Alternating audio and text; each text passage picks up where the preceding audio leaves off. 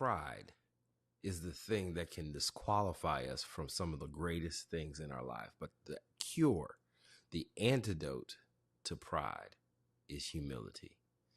One of the hardest yet easier things to obtain. Let's talk about it in today's podcast.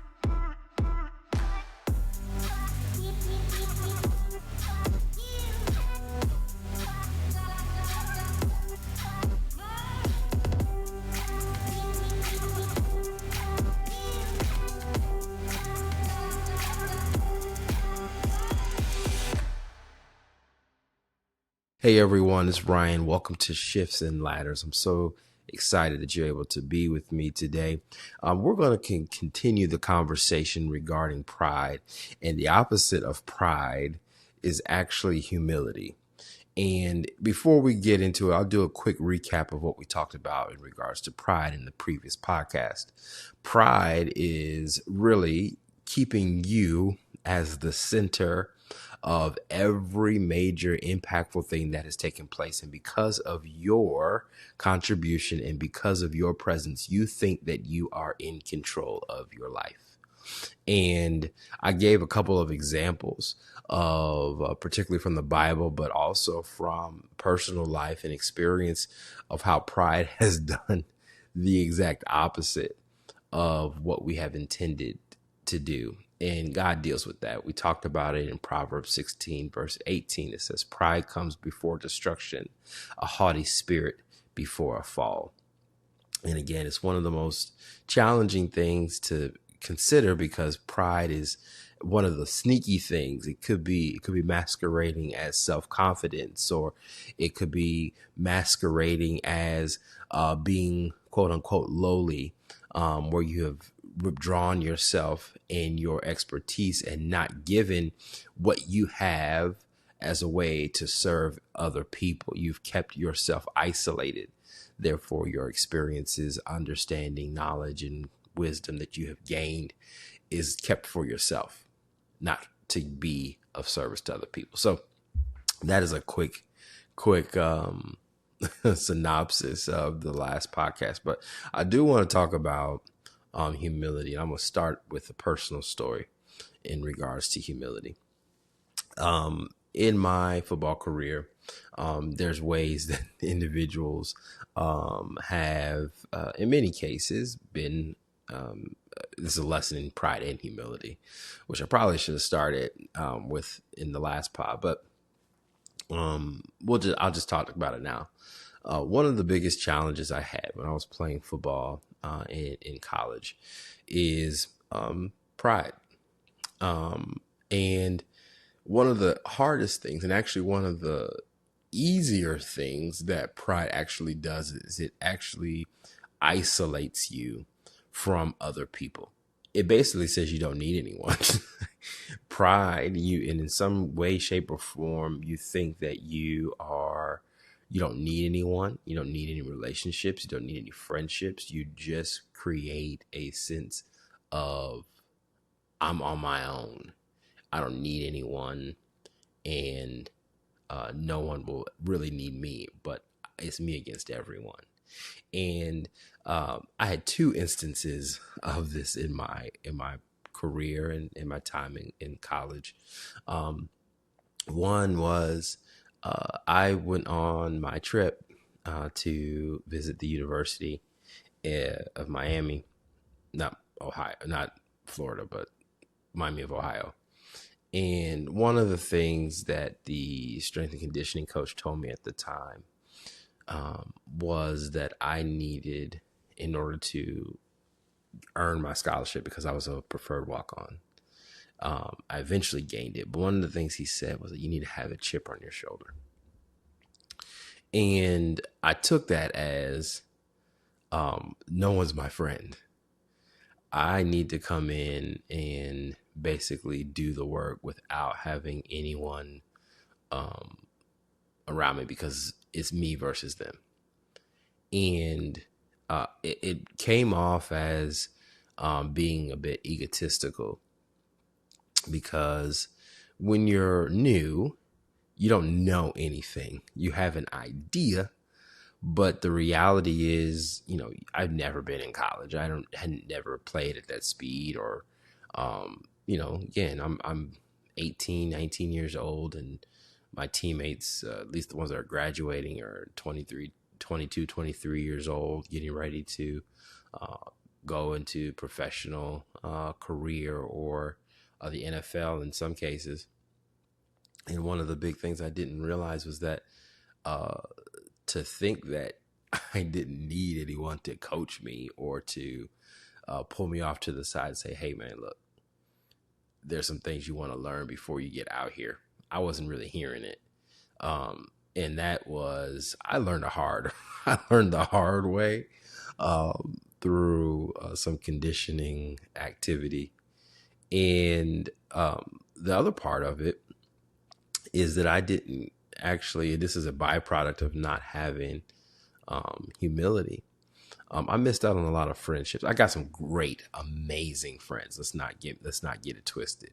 I have incredible relationships. But the thing that I did not do is I did not really open myself up to the opportunities of relationships that were in front of me, because I felt that because we were competing for a particular position and opportunity, that it actually created that we couldn't be friends, that we could not be acquaintances, or we couldn't develop into something that garnered mutual respect or have a conversation outside of the weight room, the practice field, or the film room.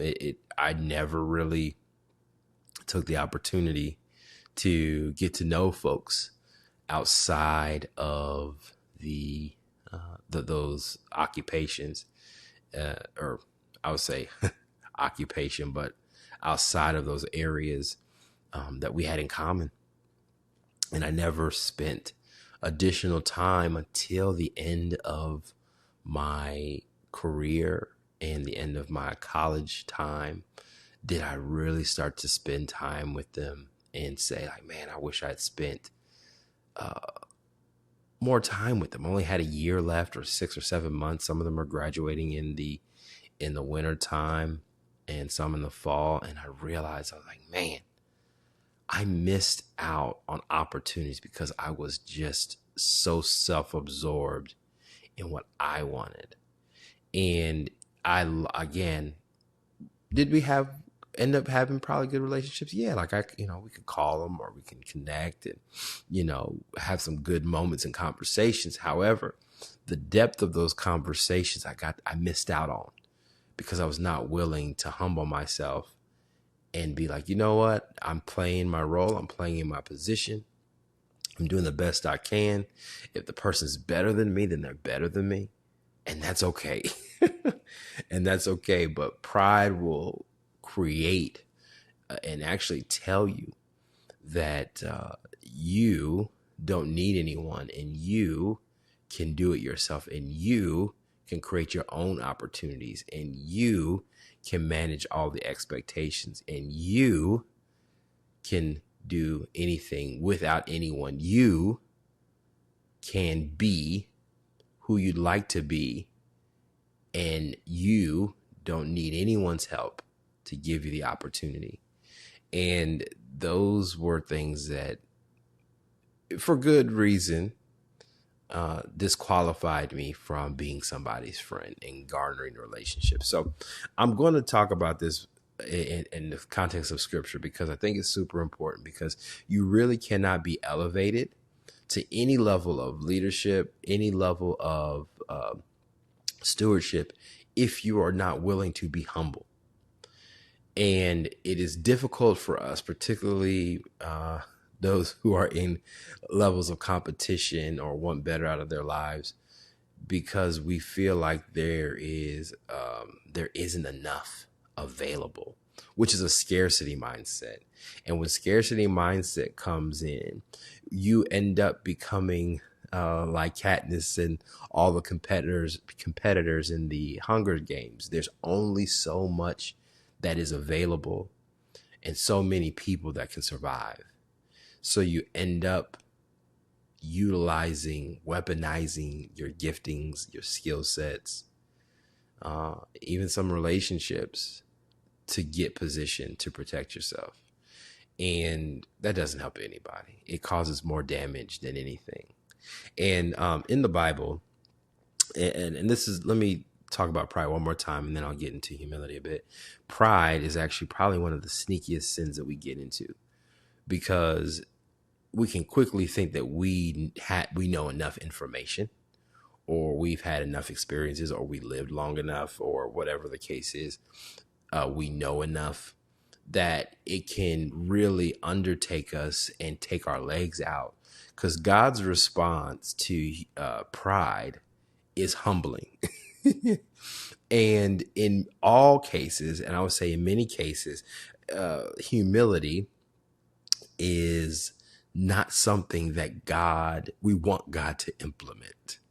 Because when God decides to humble you, it is, or when life circumstances decide to humble you, you can say life circumstances or God orchestrated incidents that humble you, they actually are much more painful than we anticipate.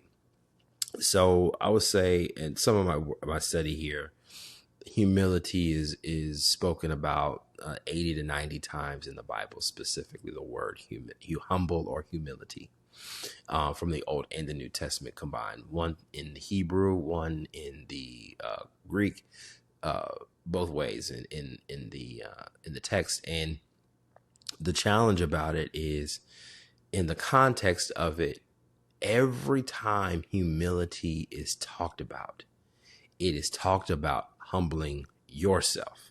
I'm gonna give you a couple ones. One of the noted ones is James chapter 4 verse 10. It says this: humble yourselves before the Lord, and he will exalt you. It says you. I mean, if we're going to go grammatically here, the subject is you. The verb is humble yourself before the Lord, and he will exalt you. Another one that says, this is 1 Peter 5 and 6, is humble yourselves. If I use the King James Version, it says, humble yourselves under the mighty hand of God, that in due season he will exalt you. Or in this version, humble yourselves therefore under the mighty hand of God, so that in proper time he may exalt you. The fear of the Lord is instruction in wisdom, and humility comes before honor. That's Proverbs 15, verse 33. Proverbs 18:12, before destruction, a man's heart is haughty, but humility comes before honor. There's so many scriptures in here. Another one in Proverbs 29, verse 23 says, one's pride will bring him low, but he who is lowly in spirit will obtain honor. I mean, there's so many scriptures in here that talks about humbling yourself. And humility is something that is self-induced.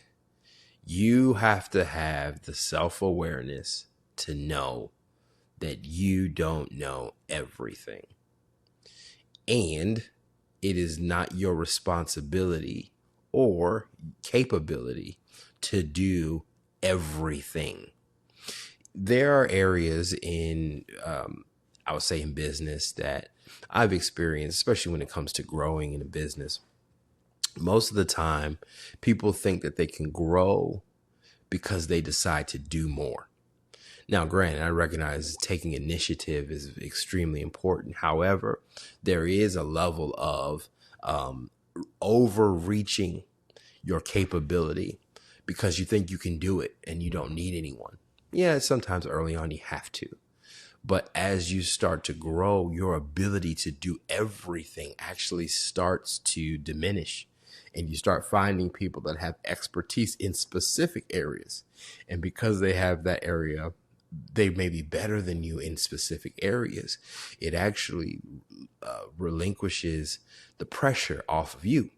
But if you have a sense of pride about you, you will end up holding on to something that you should be letting go of.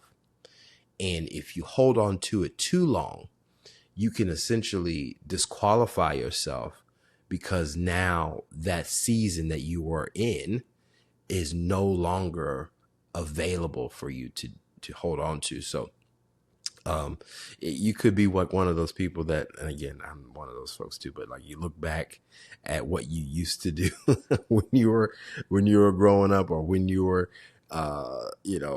15 pounds smaller, or whatever, your back in the day, quote unquote, situation is. You end up going back to those areas. Why? Because they feel like a moment when you were in control, and it gave you a boost of ego. It made you feel good. You felt as if you were in the best moments of your life. And actually, you probably were. But were they fruitful? What did they lead to? Were you in a position of a learner? Were you willing to begin all over again? Were you willing to say and sit down and be like, you know what?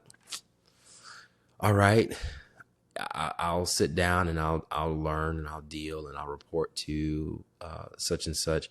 It's hard, man. Like, humility is a very, very challenging circumstance, especially when you are used to performing at a high level and you've taken a lot of pride in doing what you do and doing it well, and being able to let it go so that you can obtain something different is extremely difficult and different for many of us.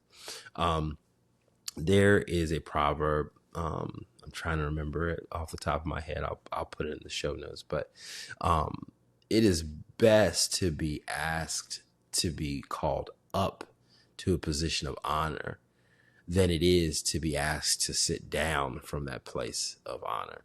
And you think of it, I like to think of it as someone who, if you're going to like a front row game and you have courtside seats, and you just happen to go down there and there isn't enough seats, or you're sitting in someone's seat that's always been designated. And instead of, staying there, you ask, like, the security will come up, and, you might have seen these things on, not TikTok, but Facebook I don't know, Facebook clips or whatever they call them. But when somebody is asked to move or they have to move their seat back because they're being belligerent, or they're not listening to the ref, or they're not doing what they're supposed to be doing, that's embarrassing. But usually that's pride being displayed. So in order to actually be dealt with, the individual security guard, whatever the case is, has to impose humility on that individual via their authority. Whether it be their strength, their size, their position in the organization, whatever it may be, the person's pride is then superseded by the authority of which those individuals are operating in, and they either get their seat moved or they get kicked out of the venue, something around those lines. So it's best for that individual to be saying, like, yeah, I was belligerent, I shouldn't have done that, and then take themselves off. It makes less of a scene. But pride causes individuals to fight for something that they do not have the entitlement to fight for. It's a losing game every time. And I gave examples of individuals and kings in the Bible who were anchored in pride and ended up losing their life, their position, the honor that they've had, and eventually the kingdom, because they were not willing to be humble. The best example of humility is Jesus. He is probably, and he is the best example of leadership that we can find, period, in any sacred text. And reason I'm bringing that up is he always, even though he was all knowing, he was always acting like, I wouldn't say act like he didn't know, but he was always willing to listen. And you never heard him say, like, I know that. I'm Jesus. Who do you think I am? He mentioned that in the sense of knowing who he is and knowing who he was and his role in things, but never in a sense that you came to him to glorify him, but his role was really to glorify the Father. So he understood his role, and part of humility is understanding that your role is important, but recognizing that your role isn't everything. That at some point, other folks are going to have more access, that other folks are going to take different mantles, that you should be interdependent, not necessarily independent, but working with individuals. Why? Because you don't have everything they have, and they don't have every skill set and gifting that you have. Therefore, God made us in such a way that he distributed gifts that we will need each other at some point. And if you're not humble enough to acknowledge that you don't have the skill to do everything, man, you'll be missing out. You'll be living a lonely life. And to be transparent, I was living a lonely life for a while. Um, and what it causes you as an individual when it comes to humility is it causes you to open up and be vulnerable and transparent. Because if you really think that folks like being around a person who knows it all and who is quote unquote in control of themselves and their circumstances at all times, you got another thing coming. No one wants to be around that not everyone is strong all the time, and people can sniff that out a mile away. Most people relate to their each other's weaknesses than to each other's strengths. Why is that? Because your strength is different than mine. I have a gift to speak. You might have a gift to do math or whatever the case is. I don't have that particular gift. But there are gifts that are your strengths and I just can't relate to them. But from a human standpoint, if I talk about sadness, if I talk about anguish, if I talk about anger, if I talk about frustration, if I talk about fear, those are common circumstances that are not unique to the human experience. They're common, and they're the things that we easily can relate to when it comes to relationship and relating. But if you're not willing to allow yourself, one, to feel those things, but two, be transparent enough to even an individual to say, man, this is scary. This is I'm terrified. I to not acknowledge those feelings is pride in itself. And you just can't be connected to anyone. Um, in the next podcast, we'll have a couple of conversations and talks about where things are when it comes to transparency and vulnerability. But it's hard to open yourself up to a level of transparency that makes you feel as if you're not in control. As much as everyone wants control, it's a fallacy. It doesn't exist. It is just our angst to control an outcome that is in operation. And God doesn't work like that. God controls outcomes. We don't. We're not that good. But yet again, that in itself is a lesson in humility. So I would challenge you to take some time in the next week or so to self-examine some areas that you are not willing to let go and learn. If someone has brought a new perspective in, if you can't even accept the fact that you might be wrong about something, or if you can't accept the new perspective of the same thing or the other side of the same coin, if you will, it would behoove you to take some time to self-reflect that there might be other ways to do this, to whether it be working a job, whether it's to relating to your spouse, whether it's relating to your kids, or is it relating to yourself? There's so many things that if we approach it with a level of humility, you would really experience quite the shift in your life, and you would be open to new opportunities, to new relationships, and to new avenues that you have yet to explore. So that concludes humility, y'all. It's not fun to talk about, but it's necessary, because if you don't have humility, the life that you'll live is a closed one. And I don't want that for you. And you shouldn't want that for yourself. So, anyway, we'll catch you in the next pod. Peace.